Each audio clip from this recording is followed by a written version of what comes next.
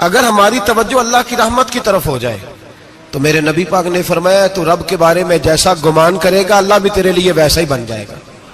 اللہ ویسا بن کے تجھے نوازے گا. اگر تیرا یہ ذہن بن جائے نا کہ جو اللہ مجھے دے گا وہ مجھے ہی دے گا تو اللہ تبارک و تعالیٰ سب سے بڑھ کر تجھے ہی عطا فرمائے گا. لیکن امید رب کرے اور امید رحمت کی، اس کے کرم کی، اس کی عطا کی. ہاں ایک پہلو ضرور سوچ کے رکھنا چاہیے اس موضوع پر. ساری دنیا نکما کہہ دے تو بیٹا ماں باپ کے نزدیک نکما نہیں ہوتا. باپ بیچارہ ایک غلطی بچہ کرتا ہے تو وہ جاتا ہے، دوسری کرتا ہے تو جاتا ہے، تیسری جگہ بھی اس کے حصے کی معافی مانگنے جاتا ہے، بڑا کچھ کرتا ہے. پھر ایک وقت آ ہی جاتا ہے کہ جب باپ مجبور ہو کے اخبار پہ اشتہار دیتا ہے کہ میں نے اسے آگ کر دیا ہے، اب میں اس کے سیاہ سفید کا مالک. کیا خیال ہے آپ کا؟ پہلی غلطی پہ ابا جی ایسے کر دیتے ہیں جی، دوسری پہ کرتے ہوں گے. کب کرتے ہیں؟ جب بولے جب حد ہو جاتی ہے. اور ایک دو اشتہار نہیں ہوتے. آپ سویرے اخبار کھولیں، اخبار کے اندر کے صفحات کا مطالعہ کریں تو شاید درجنوں اشتہار ہوتے ہیں آنکھ نامے کے. بھئی کس باپ کا دل کرتا ہے کہ وہ بیٹا جس کے لیے اس کی امید ہے کہ کل میرے بڑھاپے کا سہارا بنے گا وہ لکھ کے دے دے کہ میرا رشتہ ہی کوئی نہیں بیٹے کے ساتھ؟ کس کا دل کرتا ہے؟ اور پھر یہاں تک نہیں ہوتا بلکہ آپ قانون جاننے والے لوگوں سے کبھی پوچھیں، وہ آنکھ نامہ لوگ عدالتوں میں جمع کراتے ہیں، کہتے ہیں جی میں نے تو اخبار میں نکال دیا میرا اس کے ساتھ کوئی تعلق، اماں کہتی ہے میرا کوئی رشتہ نہیں. کیوں؟ کب ہوتا ہے ایسے؟ جب بچہ حد کر دے. جب بچہ ایک دو تین چار غلطیوں پہ ایسا، اللہ بھی بندے کو سزا دیتا ہے، لیکن کب؟ جب بندہ باز ہی نہ آئے بندہ توبہ کرے ہی نہ، رجوع ہی نہ کرے، سوچے نہ کہ مجھے اللہ کی بارگاہ میں جانا چاہیے. ہم لوگ اپنا ایک ذہن بنا کے زندگی گزارتے ہیں، ایک ذہن بنا کے، بلکہ لوگ گناہوں کے نام بدل کے وقت گزارتے ہیں. ہم اپنے نفس کا بت بنا کے سارا وقت اسی کی پوجا پہ معاذ اللہ لگا دیتے ہیں. بس یہ ٹھیک ہے، یہ ٹھیک ہے اور یہ ٹھیک ہے، چوتھی بات صحیح کوئی نہیں. اسی کے اندر ہم الجھے رہتے ہیں میرے بھائی. رحمت الہی کا غلط تصور اپناتے ہیں. او میرے بھائی، کسی بندے کی مجبوری تو معاف ہوتی ہے، لیکن اگر کوئی جان بوجھ کے زیادتی کرے تو وہ معاف، اس کی معافی. جس بچے کو پتا ہو نا استاد کو کہ اس کے واقعی گھر میں فوتگی ہو گئی تھی، استاد اسے سزا نہیں دیتا. جس کا پتا ہو کہ واقعی یہ بیمار تھا تو استاد اسے کلاس میں کھڑا نہیں کرتا. جس کا پتا ہو کہ یہ زیادتی کر رہا ہے، جان بوجھ کے کر رہا ہے، استاد اسے ڈنڈوں سے مارتا ہے اور زیادہ مارتا ہے، کہتا ہے تو نالائق ہے، تو جان بوجھ کے کرتا ہے. میرے بھائی اللہ کی رحمت ہے، ہر ایک پہ برستی ہے، لیکن ایک بندہ کھڑا ہی ہو جائے رب کے مقابلے میں، وہ نہ نماز پڑھے، نہ مسجد آئے، نہ کوئی کام کرے، نہ وہ دین کی طرف توجہ کرے، نہ وہ کبھی اللہ سے استغفار کرے، نہ وہ کبھی جائز کام کی طرف توجہ کرے، ساری زندگی حرام اکٹھا کرے، ناجائز کرے، تو اب تو نے حد کر دی. تیرے پاس غضب آیا نہیں بلکہ تو نے غضب کو آواز دی ہے. تو نے اللہ کے غضب کو، بولیے اللہ کے غضب کو، غضب ہونا اور ہوتا ہے اور غضب کو آواز دینا، بولیے غضب کو آواز دینا، ان میں فرق ہے میرے بھائی، یاد رکھیں. ہم آواز دیتے ہیں غضب کو، غضب ہوتا نہیں. دیکھیں نبی کریم صلی اللہ علیہ وسلم، اور یہ حدیث آپ نے یاد رکھنی ہے، یہ یاد رکھنی ہے. نبی پاک صلی اللہ علیہ وسلم نے نا بہت کم لوگوں کو بیوقوف کہا ہے. ہمارے زمانے میں تو عام لفظ ہے نا بیوقوف کہنا. اللہ کے رسول صلی اللہ علیہ وسلم نے بہت کم لوگوں کو بیوقوف کہا. مسند امام احمد بن حنبل کی حدیث ہے، نبی کریم علیہ الصلوۃ والسلام نے فرمایا وہ احمق ہے، وہ بیوقوف ہے. نبی پاک فرما رہے ہیں. اور میں نے کہا کم لوگوں کو حضور بیوقوف کہتے تھے. نبی کریم علیہ الصلوۃ والسلام نے فرمایا وہ بندہ بیوقوف ہے جو سارا دن اللہ کی نافرمانی کرتا ہے اور پھر بھی رب کی رحمت کی امید کرتا ہے، تو بیوقوف ہے. صبح سے شام تک لگا ہوا ہے، میں نے نہیں اللہ ماننی، میں نے نہیں تیری ماننی، معاذ اللہ میں نے نہیں ماننی. شام ہوتی ہے تو کہتا ہے اللہ بڑا مہربان ہے بخش دے گا. تو بیوقوف ہے، تو بیوقوف ہے. تو بتانا کیا مجبوری تھی نماز نہ پڑھنے کی؟ کس نے تجھے گن پوائنٹ پہ کہا تھا حرام کھانے کو؟ اور فلاں آدمی کی تو نے غیبت کی تو تیرا اس میں کیا فائدہ تھا؟ یہ جو تو نے صرف 10 بندوں کو ہنسانے کے لیے جھوٹا لطیفہ سنایا، اس میں تیرا کیا نفع تھا؟ تو صبح سے شام تک نافرمانی کرتا ہے، شام کو کہتا ہے اللہ کریم ہے معاف کر دے گا، اللہ مہربان ہے معاف کر دے گا. استاد مہربان ہوتا ہے کہ نہیں؟ فیل کیوں کرتا ہے امتحان میں؟ بولے استاد باپ ہوتا ہے نا، اس کا دل کرتا ہے شاگرد فیل ہو جائے، تو کیوں کرتا ہے؟ لیکن شاگرد نے زیادتی کی، اس نے پڑھا نہیں، اس نے میں نے کہا باپ آنکھ نامہ لکھواتا ہے، مجبور ہو کے لکھواتا ہے نا۔ او بھائی یاد، بڑی پیاری مثال ملا رومی لکھتے ہیں، کہتے ہیں میرے گاؤں کی ایک بی بی تھی، اس بی بی نے ایک بچڑا پالا ہوا تھا۔ دیہاتوں میں نا بوڑھی مائیں بچڑے کو پیڑا دیتی تھی اور نام بھی رکھ لیتی تھی، کسی نے مٹھو نام رکھا ہوتا تھا، کسی نے کوئی نام۔ کہتے ہیں ماں نے بچڑا رکھا ہوا تھا، اماں اس کو آواز دیتی تو بچڑا دوڑا آتا، اماں اس کو پیڑا کھلاتی، بچڑا بڑا پیارا تھا، جوان ہو گیا۔ اماں اس لیے بچڑا پال رہی تھی کہ جب بچڑا بڑا ہو جائے گا تو ہل کے اندر بچے اسے لگائیں گے، کھیتی میں ہل چلائیں گے۔ بچڑا بڑا ہو گیا، اماں کے بیٹے کہنے لگے اماں لا، تو نے بڑا کھلا پلا لیا، اس سے کوئی کام لیتے ہیں۔ ہل کے آگے لگایا تو کہنے لگا میں نے تو نہیں چلنا۔ اماں کے پاس آئے، کہنے لگے یہ نہیں چلتا۔ اماں کہنے لگی چلو ٹائم دو تھوڑا، سمجھ جائے گا۔ پھر موقع دیا، پھر آئے، کہا اماں اب تو ہم نے اس کے ناک میں نکیل بھی ڈال دی ہے لیکن اب بھی یہ ہل میں چلنے کو تیار ہے۔ ملا رومی رحمت اللہ علیہ فرماتے ہیں پھر کہا اماں سے، اماں کہنے لگی چلو تھوڑا ٹائم اور دے دو، سیانا ہو جائے گا۔ تھوڑا ٹائم اور دیا، ڈنڈے بھی مارے لیکن وہ سیانا ہونے کو تیار ہے۔ اب اماں کے پاس آئے تو اماں مجبور ہو گئی، دل نہیں کرتا تھا، کہنے لگی جاؤ پھر کسائی کے ہاتھ بیچ ڈالو۔ وہ گیا کسائی کے پاس، اسے کاٹا گیا، اس کی کھال اتاری گئی، اس کے چھوٹے چھوٹے پیس کر کے کھا گئے لوگ۔ وہ مار ہو رہی تھی، لوگوں نے اماں سے کہا تجھے تو بڑا پیارا تھا، تو نے کٹوا کو دیا۔ تو اماں کہنے لگی پیارا تو بڑا تھا پر مانتا نہیں تھا، پیارا بڑا تھا، کاش بات مانتا، مقصد پورا کرتا تو کبھی بھی کاٹا۔ بھائی رب کریم نہیں چاہتا بندہ دوزخ میں جلے، اللہ کی رحمت نہیں چاہتی جہنم میں جلے، پر بندہ مانتا ہی نہیں، یہ تیار ہی نہیں ہوتا، یہ سویا ہوا ہے سویرے، یہ وہ گپے لگا رہا ہے عصر کے وقت چوراہے پہ کھڑا ہے، نماز پڑھنے نہیں آیا۔ اس نے ساری زندگی میں درجنوں لطیفے سیکھ لیے، ہزاروں کہانیاں سیکھ گیا، قرآن پاک پڑھنا نہیں سیکھا۔ اس نے زندگی کی ہر چالاکی سیکھ لی ہے، نہیں سیکھی تو اپنے رسول کی حدیث نہیں سیکھی، نہیں سیکھا تو دین کی ضروری باتوں کو نہیں سیکھا۔ اب رب کی رحمت تو نہیں چاہتی کہ بندہ جہنم میں جائے، وہ تو مہربان ہے، لیکن رب کریم کا قانون کا تقاضا یہ ہے کہ جو احکام پورے نہیں کرے گا اسے پھر دوزخ میں ڈالا جائے گا۔ تو ہمارے بزرگ فرمایا کرتے تھے اصل بات یہ ہے کہ اللہ نہیں مسلمان کو دوزخ میں ڈالنا چاہتا، مسلمان اپنی مرضی سے چھلانگے لگا رہا ہے، یہ خود چھلانگے لگاتا ہے، یہ باز نہیں آتا۔ آپ یقین کریں بڑی ذمہ داری کے ساتھ، بڑے خلوص کے ساتھ اور بڑی دیانتداری سے تجربے کی بات عرض کرتا ہوں، ہمارے بہت سارے گناہ ایسے ہیں جن گناہوں کا ہماری دنیا داری کو بھی کوئی فائدہ نہیں، کوئی فائدہ نہیں ہماری دنیا کو بھی اس غلطی کا۔ میری باتوں کی سمجھ آ رہی ہے آپ دوست؟ کچھ گناہ ایسے ہیں، ایک تو ہوتا ہے کہ دنیا کا کوئی فائدہ ہو، اس گناہ میں ہماری دنیا کا بھی کوئی فائدہ۔ جو آدمی جھوٹے لطیفے سناتا ہے، جھوٹ بولتا ہے، جھوٹ کوئی فائدہ نہیں اسے، لوگ 10 منٹ ہنستے ہیں اور باہر جا کہتے ہیں یار یہ تو کوئی غیر سنجیدہ آدمی ہے، وہ عقل ہی نہیں، کیا فائدہ کمایا اس نے، کیا نفع لیا اس نے۔ جو آدمی بڑھ بڑھ کے باتیں کرتا ہے، 2 4 5 10 آدمیوں کی غیبت کر جاتا ہے، لوگ کہتے ہیں یار بڑا چغل خور ہے، کیا کمایا اس نے زندگی میں، کچھ حاصل کر لیا اس نے۔ ہمارے بہت سارے گناہ میرے بھائی وہ ہیں جن کا ہماری دنیا کو بھی کوئی فائدہ نہیں، تو کیوں نہ ہم ان گناہوں کو چھوڑ دیں تاکہ ہمارے دین کو تو فائدہ ہو جائے، دین کو تو فائدہ ہو جائے۔ صرف زبان کے ذائقے ہیں، کچھ دیر کے لیے ہماری طبیعت کے تقاضے ہیں، 10 منٹ کی مسکراہٹ ہے جس کے لیے ہم اللہ تبارک و تعالیٰ کا قانون توڑتے پھر جا رہا ہوں۔ میرے حبیب کریم علیہ السلام نے مسلمان کو کہا ہے کہ تیرا رب تو چاہتا ہے کہ بس تو آ جا، وہ تجھ پہ رحمت نازل کر دے گا۔ آنا تو شرط ہے کہ نہیں؟ آنا تو شرط ہے کہ نہیں؟ اچھا چلیں یہ بتائیں، جو آدمی 1 سے لے کر 31 تاریخ تک ڈیوٹی کرے اس کو تنخواہ لینے جانا پڑتا ہے کہ تنخواہ گھر آ جاتی ہے؟ بول کے بتائیں۔ پھر بھی جانا پڑتا ہے، وہ کہ میں نے ڈیوٹی پوری کی ہے، پھر بھی جانا پڑتا ہے۔ ڈیوٹی پوری کرنے کے باوجود تجھے تنخواہ لینے، اور ہو سکتا ہے کہ یہ بھی کہا جائے ابھی آئی نہیں کل آنا، ہو سکتا ہے یہ بھی کہا جائے پرسوں آنا، یہ بھی ممکن نہیں کہ فوراً او خدا کے بندے تو آتا ہی نہیں خدا کی رحمت لینے، تو اس کے گھر کی طرف رجوع ہی نہیں کرتا، تو توجہ ہی نہیں کرتا، تو کہتا اللہ مہربان ہے۔ بھائی مہربان تو ہے، تو رحمت لینے آیا ہے، تو نے کو بہانہ بنایا اس کی رحمت کا؟ اللہ کی رحمت قیمت نہیں مانگتی، بہانہ مانگتی ہے، پر بتا نا تیرا کو بہانہ ہے کہ نہیں؟ میرے نبی کریم سید عالم صلی اللہ تعالی علیہ وسلم نے فرمایا رب قیمت کا سوال اور نہیں مانگتا، یقین کریں نہیں بندے قیمت مانگتے ہیں. آپ 100 دفعہ مسکرا کے بات کریں، ایک دفعہ نہ کرے تو کہتے ہیں مولوی صاحب امیر ہو گئے، اب تو صحیح سلام بھی نہیں لیتے.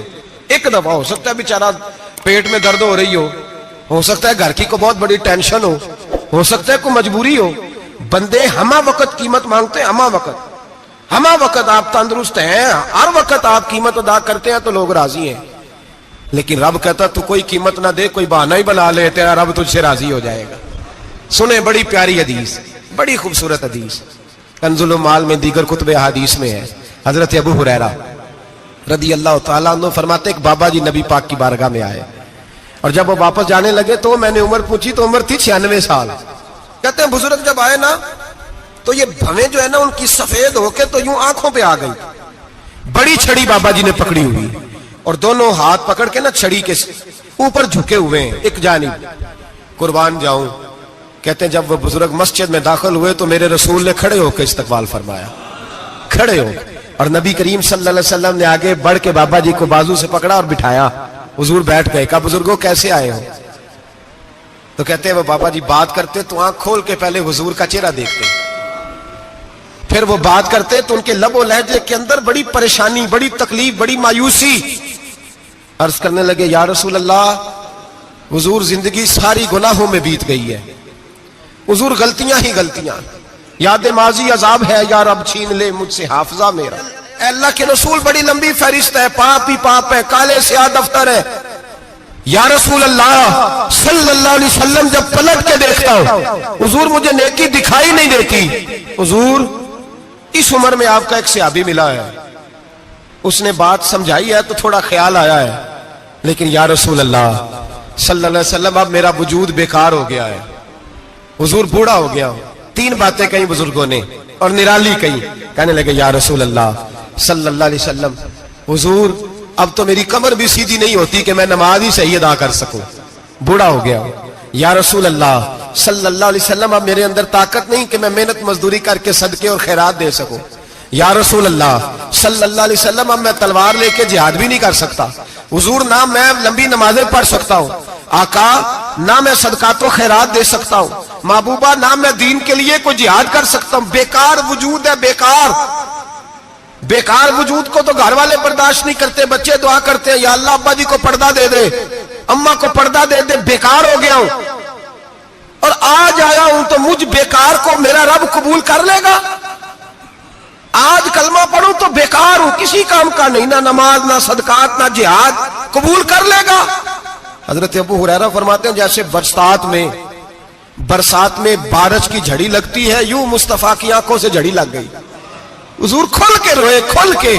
اور میرے حبیب پاک نے فرمایا بزرگوں بڑے مجاہد ہیں، دین کے لیے جہاد کرنے والے بڑے ہیں، رب کریم کو آپ کی تلوار کی اتنی حاجت نہیں. اور فرمایا اس کے خزانے کوئی خالی تو نہیں کہ آپ ہی گویا صدقہ دیں گے تو بھرے جائیں گے. اور فرمایا پھر رب کریم کی شان میں اضافہ نہیں کرتی عبادتیں، وہ تو بندے کو نفع دیتی ہیں. میں بزرگوں نہ آپ جہاد کریں نہ آپ صدقات دیں، لا لمبی نمازیں پڑھیں، آپ صدق دل سے آ جائیں، اللہ کے رسول کا وعدہ ہے رب آپ کو بغیر حساب کتاب جنت عطا فرما دے گا. آنا تو شرط ہے کہ نہیں؟ آئیں تو صحیح، نہ پہنچے تو صحیح، آ جائیں. اس کو نہیں آجر صدقات و خیرات کی، جہاد کی تبلیغ، آئے تو صحیح نا. ان العبد اذا اعترف ثم تاب تاب اللہ علیہ. میرے حبیب نے فرمایا بندہ جب رو کے کہتا ہے نا یا اللہ غلطی ہو گئی معاف کر دے، فرمایا میرا مالک اسے فوراً ہی معاف فرما دیتا ہے. تو آ تو صحیح، تو آتا ہی نہیں، تو آ ہی نہیں رہا، تو گھر میں بیٹھا ہوا ہے، تو سویا ہوا ہے، تو دکانداری کر رہا ہے، تو پیسے گن رہا ہے، تو آیا ہی نہیں. آ تو صحیح. بلکہ میرے نبی پاک فرماتے ہیں جب اللہ پاک کا بھاگا ہوا غلام آتا ہے پھر تو اللہ زیادہ راضی ہوتا ہے، پھر تو اللہ زیادہ راضی ہوتا ہے، زیادہ راضی ہوتا ہے. تو آ تو صحیح، پہنچ تو صحیح. بلکہ صوفیات اور بات کرتے ہیں، وہ کہتے ہیں تو کبھی بھول کے بھی رب رب کرے تو اللہ تو اسے بھی قبول کر لیتا ہے. بھول کے. ملا رومی کہتے ہیں بنی اسرائیل کا بندہ ہے، صنم پتھر کو کہتے ہیں، بت کو کہتے ہیں، بت کے سامنے کھڑا ہے اور ساری رات کہتا ہے یا صنم یا صنم یا صنم، اے پتھر اے بت. ساری رات پکارتا رہا.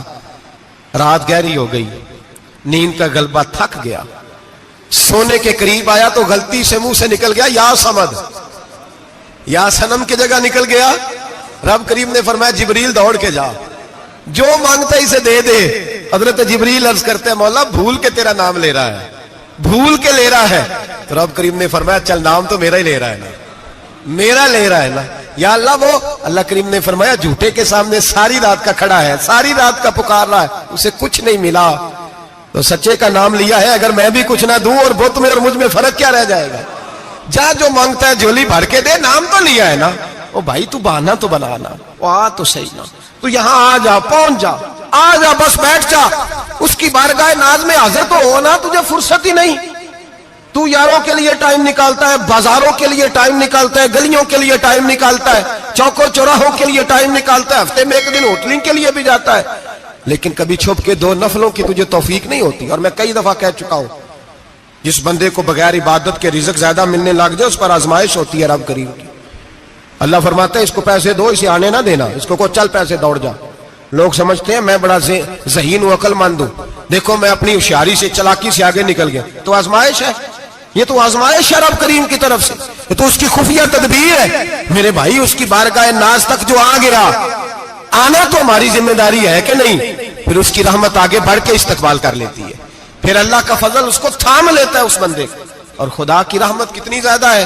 میرے حبیب کریم سید عالم صلی اللہ علیہ وسلم نے فرمایا اللہ نے اپنی رحمت کے 100 حصے کیے. حضور فرماتے ہیں ایک حصہ اللہ نے دنیا میں نازل کیا ہے. کتنا؟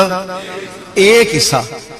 فرمایا یہ جو ماں بیٹے سے پیار کرتی ہے، باپ بیٹے کے لیے مزدوری کرتا ہے، یہ جو بہن بھائی کے لیے روتی ہے، یہ جو بیوی شوہر کے لیے دعا مانگتی ہے، یہ جو بچے ماں باپ سے پیار کرتے ہیں، فرمایا یہ اس ایک رحمت کا نتیجہ ہے، ایک رحمت کا نتیجہ. تو صحابہ کہنے لگے یا رسول اللہ وہ 99 کدھر ہیں؟ نبی پاک نے فرمایا رب کریم نے سنبھالی ہوئی ہے، قیامت کے دن تمہیں عطا فرمائے گا. ابھی تو ایک نازل کی ہے. ابھی اللہ نے. ایک بزرگ تھے ہمیں تفسیر پڑھایا کرتے تھے، تفسیر کے استاد تھے. میں نے ان سے ایک دن کہا، میں نے کہا حضرت صاحب کچھ باتوں میں نا میں اڑ جاتا ہوں، میں اپنے آپ کو اتنا لائق نہیں سمجھتا، تو کہیں کہیں نا ذہن الجھ جاتا ہے، تو کبھی الجھ جاتا ہوں. ایک سوال کئی دنوں کا ہے، اصول تفسیر کا مسئلہ ہے. تو کچھ چیزیں ایسی ہوتی ہیں بزرگ کہتے ہیں جو کتابوں سے نہیں ملتی، صرف سینوں سے ملتی ہیں. کورس تو فقط لفظ ہی سکھاتے ہیں، یہ آدمی ہے جو آدمی بناتے. میں نے کہا صاحب یہ سمجھ نہیں آئی کہ یہاں بھی صاحب وہاں بھی صاحب. کہنے لگے جی کس طرح؟ میں نے کہا جی یہاں قبر میں بھی سوالوں کے جواب اور پھر قیامت میں بھی. مجھے کہنے لگے جاؤ امام راضی کی تفسیر اٹھا کے لاؤ. میں تفسیر ان کے سامنے لا کے رکھی تو کہنے لگے یہ سیدنا یوسف علیہ السلام کا واقعہ ذرا دیکھو تفسیر یوسف میں.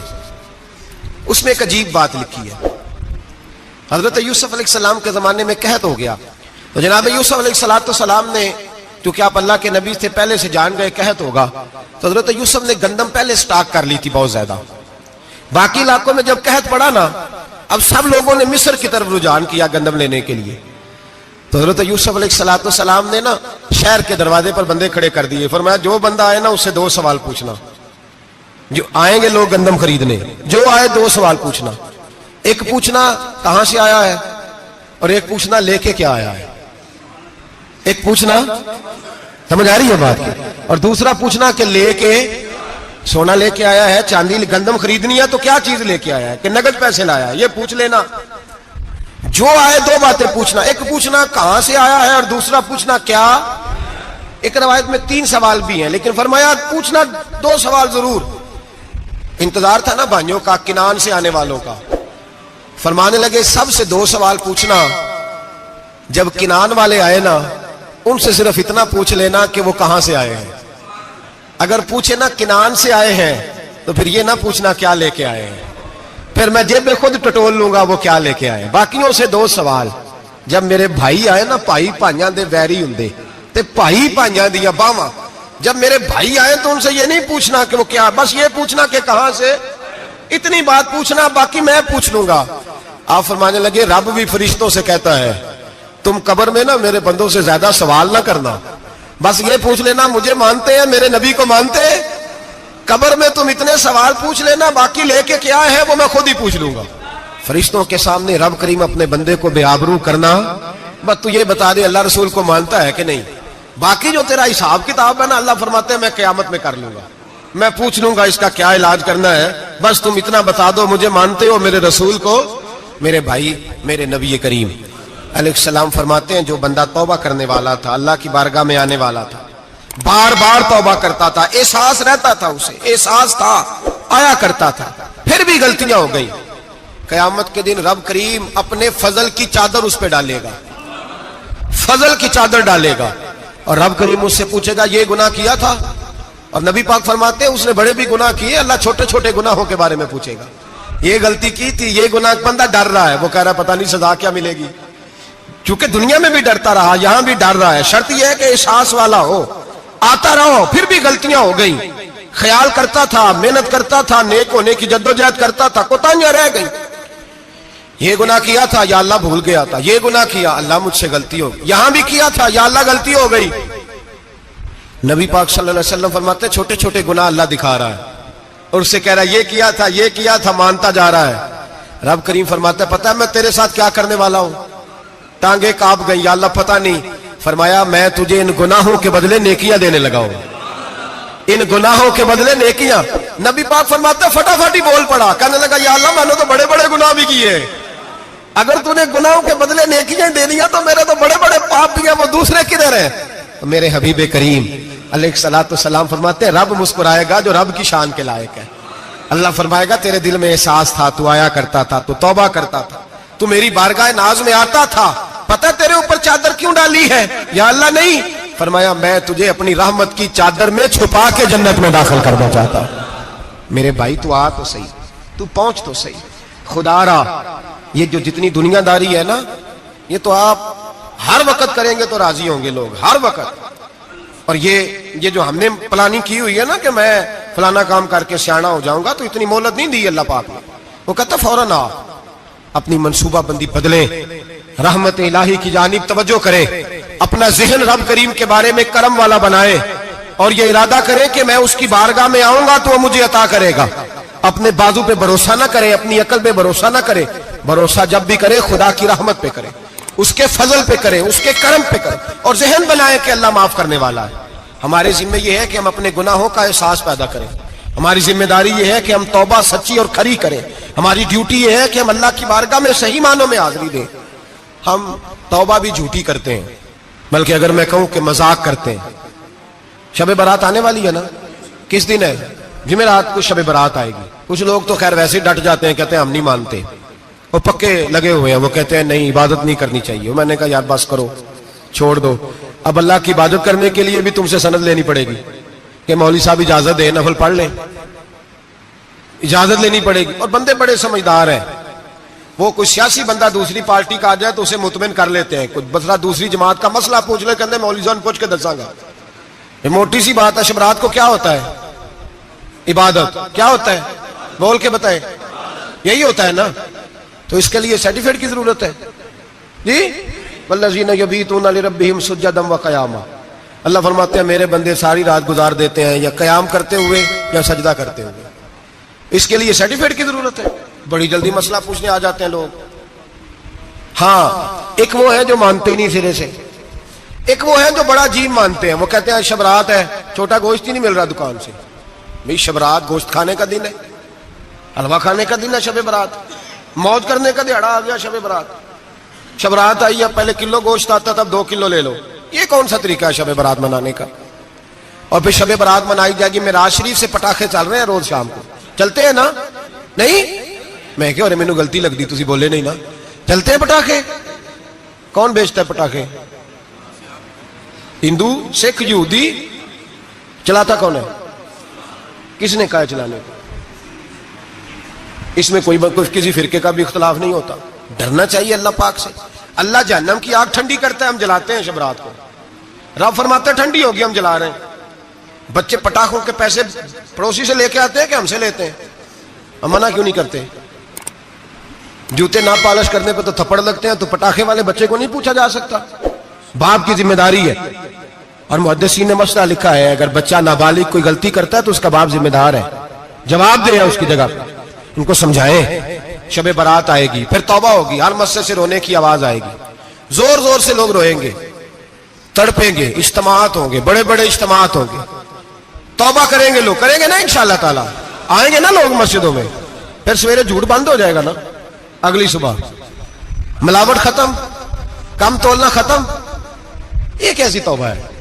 وہ دکاندار جو شبرات والے دن غلط سوجی فروخت کر رہا ہے, ملاوٹ والی چینی بیچ رہا ہے, تاکہ دوائیوں میں دھوکہ دیتے ہیں لوگ, دوائیوں میں دھوکہ دیتے ہیں.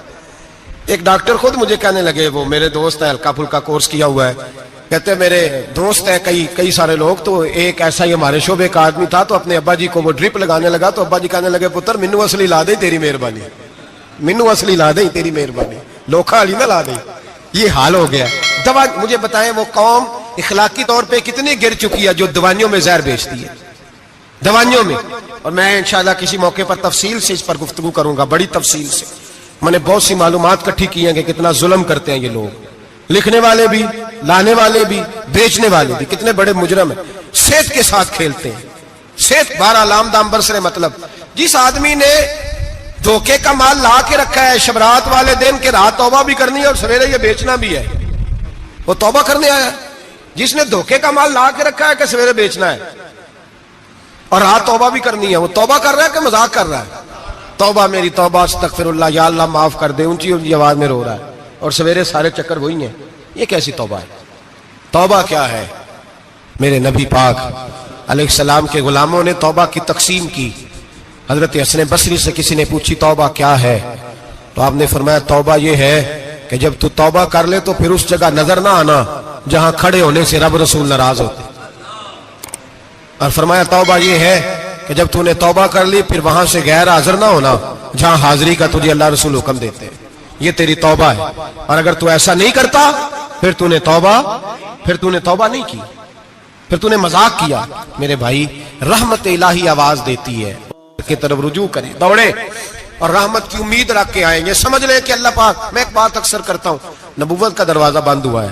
داتا گنج بخش علی اجویری نے کہیں نہیں لکھا تھا کہ میرے بعد علی بن عثمان اجویری دوسرا نہیں آ سکتا. حضرت مجدد صاحب کہیں نہیں لکھ کے گئے کہ دوسرا مجدد الفسانی پیدا نہیں ہوگا. حضرت بہاءالحق نقشبند بخاری نے کہیں نہیں کہا کہ میرے جیسا ولی نہیں ہو سکے. بزرگوں نے کبھی نہیں کہا. تو جدوجہد تو کر. اقبال کہتے ہیں آج بھی ہو اگر ابراہیم کا ایمان پیدا, آگ کر سکتی ہے انداز گلستان پیدا. تو پروگرام تو بنا, آگے کی طرف تو سفر کر. میرے نبی کریم سید عالم صلی اللہ علیہ وسلم نے فرمایا تیرے آ جانے سے تیرا رب راضی ہو جاتا ہے.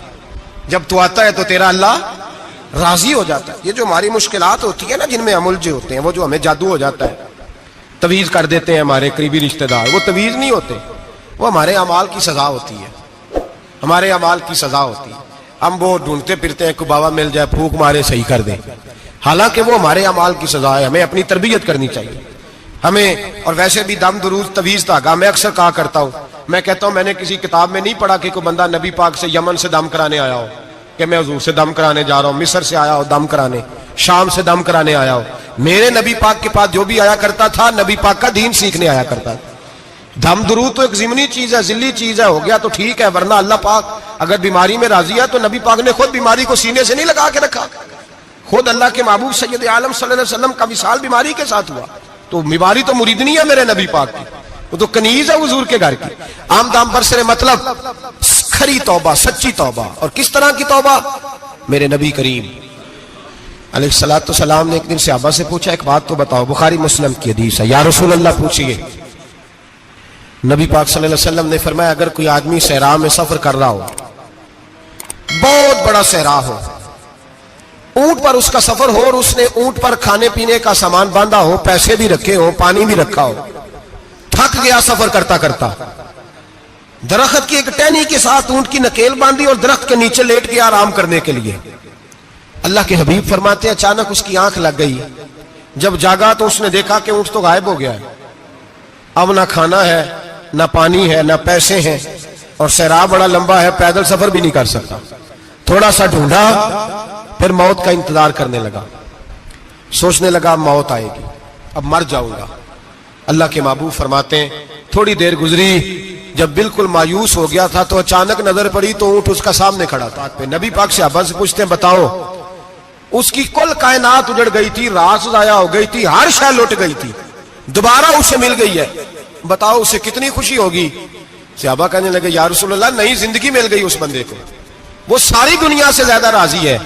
تو میرے کریم رسول صلی اللہ علیہ وسلم نے فرمایا رب کریم کا نافرمان بندہ جب اس کی بارگاہ میں آ کے توبہ کرتا ہے تو اللہ اس سے بھی زیادہ راضی ہو جاتا ہے. نافرمان جب آ کے کہتا ہے یا اللہ معاف کر دے آئندہ نہیں کرتا, میں اللہ تو راضی ہو جاتا ہے. اور حبیب پاک علیہ السلام فرماتے ہیں وہ اتنا کریم ہے, جب بندہ اپنے رب سے صلح کر لیتا ہے, توبہ کر لیتا ہے, تو اللہ زمین کو کہتا ہے تو بھول جا میرے بندے نے گناہ کیا ہی نہیں. آسمان سے کہتا ہے تو بھول جا میرے بندے نے گناہ کیا ہی نہیں. پھر رب کریم فرشتوں سے فرماتا ہے کہ مٹا دو جو تم نے لکھا تھا, میں نے اپنے بندے کے ساتھ صلح کر لی ہے. شب برات کو آئیں گے مسجد میں انشاءاللہ. کتنے بجے؟ نہیں جو سوچیا ہی نہیں ہے اس پاسے تھے. عصر کے وقت مسجد آئیں شب رات. کتنے بجے جی؟ عصر کے وقت آئیں, غسل کریں, مسجد آئیں, عصر کے بعد درود شریف پڑھیں اور مغرب سے لے کر فجر تک عبادت کریں. مغرب میں شام شروع ہو جاتی ہے. ایک رات جاگ کے دیکھیں, جاگنا پڑتا ہے.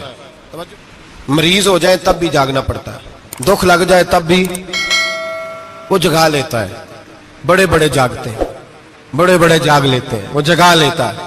تندرستی بھی, صحت بھی, دولت بھی, اے سی بھی, پلنگ بھی بڑا اچھا, لیکن اگر وہ نیند نہ دینا چاہے تو بندہ ساری رات ہی تڑپ کے جاگتا ہے, تڑپ کے. اور بھوکا اتنا, روٹی کا بھوکا اتنا پریشان نہیں ہوتا جتنا نیند کا بھوکا پریشان ہوتا ہے. الجھ جاتا ہے انسان, وہ جگا لیتا ہے قبل اس کے کہ وہ خود جگائے, خود بخود جاگ جائے.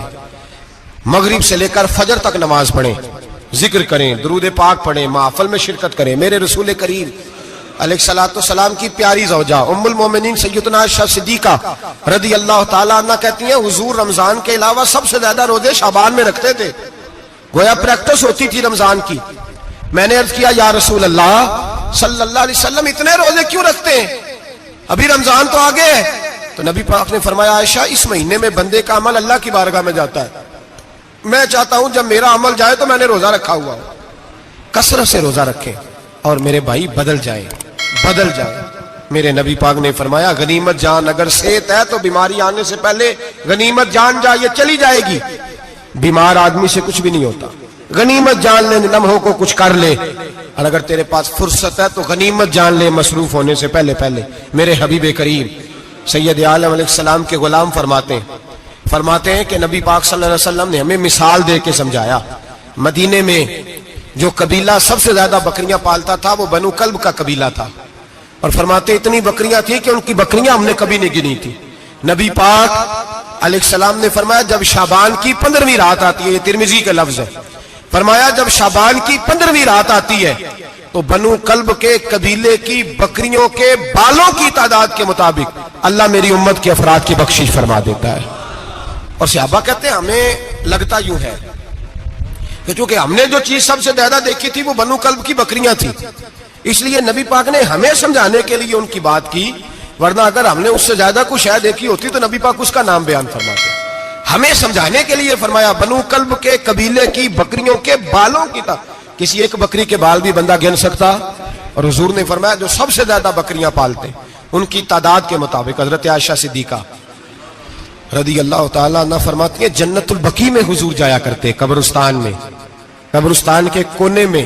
اللہ کے رسول کو میں نے نماز پڑھتے بھی دیکھا 15ویں رات کو, اور فرماتی ہیں حضور بقیع والوں کے لیے بخشش کی دعا بھی کرتے. قبرستان بھی جائیں شب برات کو, ان کے لیے دعا بھی کریں. اور پھر میرے بھائی شب برات کو للہیت کے ساتھ آئیں, لوٹنے کا پروگرام بنائیں, اس سے قبل کے رب کریم خود جکڑ کے لے آئے, خود بخود آئیں, اس کے کرم کی طرف توجہ کریں, اس کی رحمت کی طرف توجہ کریں. میرے رسول کریم صلی اللہ علیہ وسلم کے پاس ایک دیہاتی آئے, مولا علی شیر خدا فرماتے ہیں میں بھی حاضر تھا. کہتے کبھی کبھی سادے بندے آتے تھے پر بڑی عجیب ہی بات کر جاتے تھے. کہتے ایک دیہاتی آئے, تامت باندھی ہوئی اور سادہ رومال کندھے پہ رکھا ہوا ہے. نبی پاک کے پاس آئے اور حضور سے دل لگی کرنے لگے, حضور سے دل لگی کرنے لگے, میٹھی باتیں کہنے لگے یا رسول اللہ ایک مسئلہ پوچھنے آیا ہوں. فرمایا پوچھو. عرض کرتے ہیں حضور قیامت میں حساب کون لے گا؟ قیامت میں اب کس کو نہیں پتا کون حساب لے گا, دل لگی کی بات ہے نا, کون لے گا؟ نبی پاک نے فرمایا اللہ حساب لے گا. تو کہتے ہیں اس نے نا اور جملہ کہا تو ہم اس کی بات پہ حیران ہو گئے, کہنے لگے یا رسول اللہ واقعی اللہ حساب لے گا؟ تو کہتے ہیں نبی پاک مسکرائے, فرمانے لگے تجھے تیری مار ہوئے, میں سچی تو کہہ رہا ہوں, تو کس طرح کی بات کر رہا ہے, اللہ حساب لے گا. حضرت علی فرماتے ہیں اس نے رومال اٹھایا کندھے پہ رکھا, کہنے لگے یا رسول اللہ اگر رب حساب لے گا تو پھر اس نے معاف ہی کر دینا ہے, یہ کہہ کے وہ چلا گیا, یہ لفظ کہہ کے وہ چلا گیا. تو حضرت مولا علی کہتے ہیں میں نے حضور کا چہرہ دیکھا تو گلاب سے بھی زیادہ کھلا ہوا تھا, میں نے نبی پاک کا چہرہ دیکھا تو چاند سے بھی زیادہ روشن تھا. میں نے کہا حضور یہ کیا کہہ گیا ہے؟ نبی پاک نے فرمایا بندہ بڑا سادہ تھا, بات بڑی پیاری کر گیا ہے, بڑی پیاری کر گیا ہے. حضور نے فرمایا علی رب کریم ہے, اور کریم جب غالب ہوتا ہے تو کرم ہی فرمایا کرتا ہے, وہ کرم ہی کرتا ہے, وہ معاف ہی کرتا ہے, وہ معاف ہی کرتا ہے. اللہ معاف کرتا ہے. پر میں نے کہا کوئی معافی لینے آئے ہی نہ تو کوئی معافی لینے. ایک اور بات بھی آخر میں سمجھانی ہے آپ کو, وہ بھی سمجھ لیں. ہم جب کسی رشتہ دار کو راضی کرنے جاتے ہیں نا, ناراض ہو, تو ہمیں پتہ چل جاتا ہے کہ یہ وقت ٹپانے آیا یا راضی ہو گیا ہے. دو قسم کے لوگ ہوتے ہیں, کہتے ہیں چلو برادری آ گئی میں چلتا ہوں, پر کس طرح ٹائم پہ ٹائم آؤں گا, 200 دے کے گھر آ جاؤں گا. اور جو راضی ہو جاتے ہیں نا وہ 2 دن پہلے آتے ہیں, دیگوں کا بھی خیال کرتے ہیں, ملاقات کرتے ہیں, وہ کپڑے بھی نہیں بدلتے. فرق ہوتا ہے راضی ہونے میں. بات کی سمجھ آ رہی ہے آپ؟ ہم توبہ کرنے آتے ہیں اللہ کی بارگاہ میں, کیا ہمیں پتہ نہیں چلتا کہ ہم نے توبہ کیا رب راضی ہوا ہے کہ نہیں ہوا؟ ہمارا ایمانی رشتہ تو ہے نا اپنے رب سے, روح کا تعلق تو ہے نا, تو ہمیں اندازہ ہوتا ہے کہ اللہ راضی ہو گیا کہ نہیں. اندازہ تو ہونا چاہیے نا ہمیں. یہ بات کہنے کی نہیں, یہ بات محسوس کرنے کی ہے. اس کو محسوس کریں. ہم جب اللہ کی بارگاہ میں آئے تو پھر ہمیں اندازہ ہونا چاہیے کہ میں نے منا لیا ہے کہ نہیں منا سکا, میں اس کو راضی کر کے اٹھ رہا ہوں کہ نہیں اٹھ رہا. اگر بغیر راضی کیے اٹھے ہو تو پھر فارمیلٹی کرنے آئے تھے, پھر راضی کرنے نہیں آئے تھے. حضرت فضیل ابن عیاض رحمۃ اللہ تعالی علیہ فرماتے کہ دن میں نے سر سجدے میں رکھا اور میں نے کہا خدا بندہ آج مجھے پتا چلے گا کہ تم مجھ سے راضی ہے کہ ناراض ہے, تو پھر ہی میں اٹھوں گا. آپ فرماتے ہیں مجھے چاروں کونوں سے آواز آنے لگی کہ تیرا رب راضی ہو گیا. اور فرماتے ہیں جس جگہ میں سجدہ کر رہا تھا وہ زمین بھی بولنے لگی کہ بس کر دے, عرش کا مالک تجھ سے راضی ہو گیا ہے. لیکن شرط یہ ہے, حضرت حبیب اجمی رحمت اللہ علیہ فرماتے ہیں میں سود کا کاروبار کرتا تھا توبہ کرنے سے پہلے. کئی دفعہ میں نے توبہ کی تھی, لیکن میری اس توبہ کے اندر صداقت نہیں ہوتی تھی. میرا دل بھی گواہی دیتا تھا کہ یہ نا بہت سارے بندے کہتے ہیں آئندہ نہیں کرتا, وقت ٹپاتے ہیں. جس طرح بندوں کو دھوکہ دیتے ہیں اس طرح معاذ اللہ توبہ بھی اسی طرح کی کرتے ہیں, لیکن بعد میں دوبارہ اسی ڈگر پہ چل نکلتے ہیں جس پہ پہلے ہوتے ہیں. آپ فرماتے ہیں میں کئی دفعہ توبہ کرتا تھا تو توڑ دیتا تھا. آج میں نے توبہ کی. کس طرح کی؟ سود کا میں دھندا کرتا تھا تو میں سود کے پیسے لایا, گوشت پکنے کو دیا بیوی کو سود کے پیسوں کا. میری بیوی نے ہنڈیا چڑھائی, تھوڑی دیر گزری تو وہ سارا گوشت خون بن گیا. میری بیوی اٹھا کے لائی, کہنے لگی لے جائیے جو تو غریبوں کا خون نچوڑ کے لایا تھا نا, یہ خون بن گیا, خود بھی پی اور اولاد کو بھی پلاؤ. کہتے ہیں میں نے سچی توبہ کا فیصلہ کیا. آج پہلے میں سچی توبہ کا ارادہ نہیں کرتا, آج سچی توبہ کا فیصلہ کیا اور میں نکلا. حضرت حسن بصری کے پاس گیا, ان کی بیعت ہوا, توبہ کی, انہوں نے مجھے اعمال بتائے, کھری توبہ کی. کہتے ہیں جب توبہ کے لیے گھر سے نکلا تو چھوٹے چھوٹے بچے کھیل رہے تھے. ایک بچہ کہنے لگا پیچھے ہٹ جاؤ, بہت بڑا سودیا ہے, اس کا سایہ بھی پڑ گیا تو ہمارے اندر نحوست آ جائے گی, پیچھے ہٹ جاؤ, سود کا دھندا کرتا ہے. کہتے ہیں مجھے اور چوٹ لگی کہ یا اللہ تیری چھوٹی چھوٹی مخلوق بھی یہ سمجھتی ہے. کہتے ہیں میں توبہ کرنے گیا تو کھری توبہ کر کے آیا. حضرت حسن بصری کے پاس رو کے توبہ کی. میں وہاں سے واپس آیا تو بچے ابھی کھیل رہے تھے. کہتے ہیں وہ بچہ جو پہلے بولا تھا کہ پیچھے ہٹ جاؤ بڑا سود والا ہے, نحوست پڑ جائے گی, وہ بچہ پھر آواز دے کے کہنے لگا دوستو پیچھے ہٹ جاؤ, رب کریم کا ولی آ رہا ہے, اللہ کا بندہ آ رہا ہے. کہیں ایسا نہ ہو ہمارے پیروں سے گرد اڑے اور اس ولی کے اوپر پڑے اور اس کی توہین ہو جائے, اللہ ہم سے ناراض نہ ہو جائے ولی کی توہین کر کے, پیچھے ہٹ جاؤ. آپ فرماتے ہیں میں نے تڑپ کے آسمان کی طرف دیکھا اور میں نے کہا یا اللہ مجھے سمجھ آ گئی ہے کہ کھری توبہ کیا ہوتی ہے, سچی توبہ, اصل توبہ کیا ہوتی ہے. جھوٹ موٹ کی توبہ نہ کریں. شب برات کو آئیں اور بڑا دیانتداری کا مشورہ دیتا ہوں, دل کو سنبھال کے آئیں. اگر جھوٹ نہیں چھوڑنا, فریب نہیں چھوڑنا, ہم نے مسجد کی حاضری کی پابندی نہیں کرنی تو پھر توبہ کے لفظ پکارنا دھوکہ ہے, پھر یہ دھوکہ ہے, پھر یہ مذاق ہے, پھر مذاق نہ کریں. آنا ہے تو کھری توبہ کے ارادے سے آئیں, کھل کے آئیں. انشاءاللہ ہر سال ہم بھی ساری رات یہاں بیٹھتے ہیں, آپ سے بھی گزارش کریں گے کہ چھٹی نہ کریں, وقت پہ آئیں, مغرب میں آئیں, نوافل ادا کریں, عشاء کے بعد نوافل پڑھیں. محفل کرنے کا مقصد یہ ہوتا ہے کہ تلاوت سے دل نرم ہوتا ہے, نعت سے دل نرم ہوتا ہے، تقریر سے انسان کی سوچ بدلتی ہے، توبہ کی طرف جاتی ہے۔ یہ سارے کام کر کے جب بندہ استغفار کرتا ہے، توبہ کرتا ہے، تو اس کے لیے آسان ہو جاتا ہے، ذہن بن جاتا ہے۔ اس لیے واعظ بھی ہوگا، ذکر بھی ہوگا، دعا بھی ہوگی۔ وقت کو ضائع نہ کریں، رمضان قریب آنے والا ہے۔ بزرگ کہتے ہیں اگر شب برات پہ سچی توبہ کر لو گے تو پھر رمضان میں جو نیکیاں کرو گے وہ تمہارے پاس سٹاک بن جائے گا، وہ تمہارے پاس خزانہ اکٹھا ہو جائے گا۔ توبہ ابھی سے کر لو، معاملات ابھی سے سمیٹ لو، تاکہ جب رمضان آئے تو پھر نیکیاں خزانہ بن کے جمع ہو۔ ہمیشہ مدحت خیر الانام میں گزرے، دعا ہے یہ عمر درود و سلام میں گزرے۔ آخر دعوانا ان الحمدللہ۔